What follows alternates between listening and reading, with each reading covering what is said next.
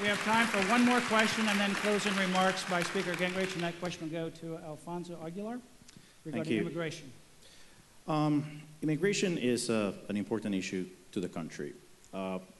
We've heard the proposals from different candidates, sometimes speaking in generalities. It strikes me that your position, your plan, it's a unique plan, and you've managed to frame it in conservative terms, the importance of the rule of law and border security, but also the importance of and centrality of the family and the importance of the free market. Could you expand on your vision and your plan on immigration? Sure. Let me start and say, President Bush tried to pass a comprehensive bill and failed. President Obama tried to pass a comprehensive bill and failed.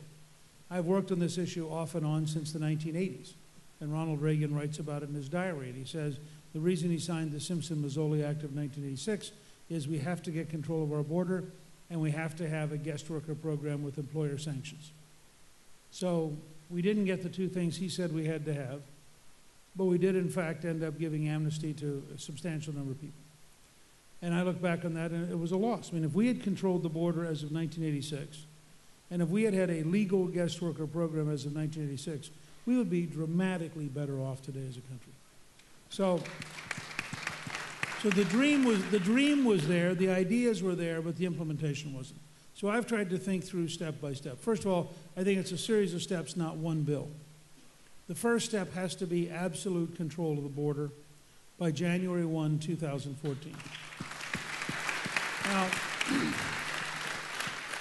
we're doing two things that are different. One is we're drafting a bill based on the principles of World War II that basically gives the person in charge of controlling the border the ability to move without environmental impact statements and without all the various federal red tape and just get it done by January 1, 2014.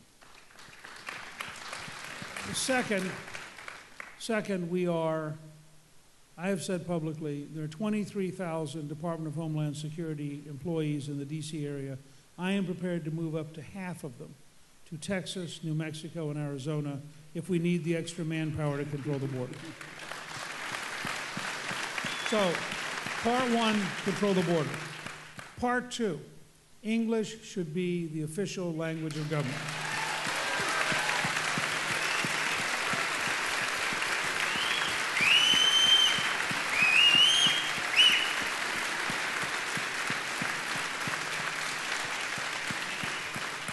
Part three, getting to be an American citizen should require a deeper knowledge of American history than we currently require.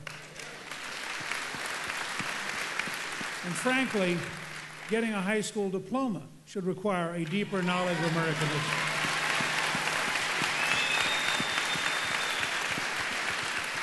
We are a unique civilization, and we are a learned civilization, and if you don't learn it, you can't actually survive very long. We should make it much easier to deport people who should not be here, starting with MS-13 gang members and other gang members.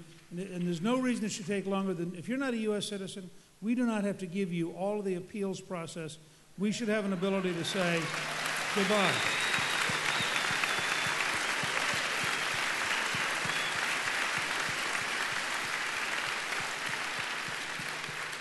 Sixth, we should have a guest worker program, which I would outsource to American Express, Visa, or MasterCard, because they know how to fight fraud, and the U.S. government is hopeless. When you have a guest worker program, I would dramatically increase the economic penalties for any company that hires somebody who's illegal. Because now they have no excuse. They have a program, they can swipe a card, it's easy, they have no excuse. Now you get to the challenge. We have millions of people here. I believe once you create that kind of program, a very substantial number will go home. They'll apply for a guest worker to be here legally.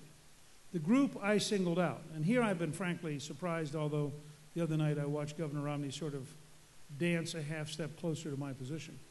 But initially he really hammered me and they ran ads about amnesty and all this stuff. I said, look, you got a grandmother or a grandfather. They've been here 25 years. They're married. They got kids, they got grandkids. They've been paying their bills for 25 years, and they belong to your local church. Now, do you really believe the American people are going to deport them? Do you think we're going to go in and take a grandmother and ship her home? I don't. And so the question becomes, is there a model that gets us to legality without amnesty and to legality without citizenship and has human judgment? And so I went back and looked at the World War II draft process, the Selective Service, which was a citizen project. And I said, what if we had citizen review boards? You could only apply if you had truly deep ties to the community. You could only apply if you could prove you'd been a good member and you've been paying your bills and you've been responsible. And you could only apply if an American family sponsored you. Now, should a person who fit that criteria have the opportunity to get a certificate for residence but not citizenship? And if they did and they want citizenship, then they go back to their home country.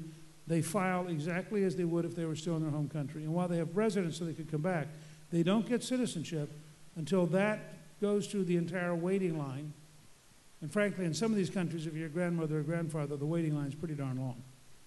So I think it's not perfect, but it is doable. And within 5 years, we could be a country in which we'd be at above 99% of the people here would be legal in one form or another. And I think that is a responsible conservatism that tries to solve problems.